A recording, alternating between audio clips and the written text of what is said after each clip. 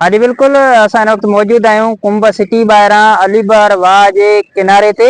मां तव्हांखे ॿुधाईंदो हलां त इरिगेशन इंतज़ामिया जी लापरवाही सबबि गुज़िरियल बरसाति दौरान हिन जेको आहे वाह जा जेके कपर आहिनि उहे कमज़ोर थी विया आहिनि, जंहिंजी हिन वक़्त ताईं जेको आहे सार संभाल न आहे लधी वई।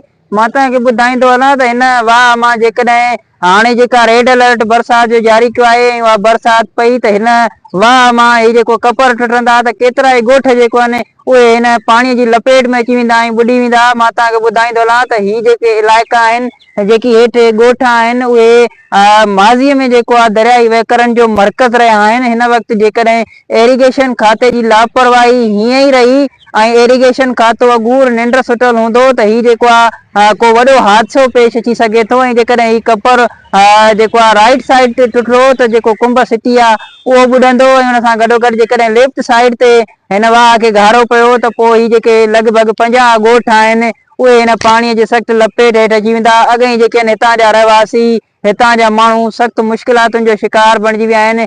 गुज़िरियल वसकारे खां पोइ हिते जेकी अवाम आहे उहो सख़्तु परेशान आहे। बहितर एरीगेशन खाते जी नाअहली सबबि उन्हनि जे चेहरनि ते मायूसीअ जा जेके ककर आहिनि उहे छांइजी विया आहिनि। ॿिए तरफ़ पाण ॻाल्हि कंदा हलूं त मौसमियात खाते तरफ़ां बि हाणे जेको आहे 28 29 तारीख़ ते बरसाति जो रेड अलर्ट जारी कयो वियो आहे। ख़तरनाक बरसाति ॿुधाई वई आहे।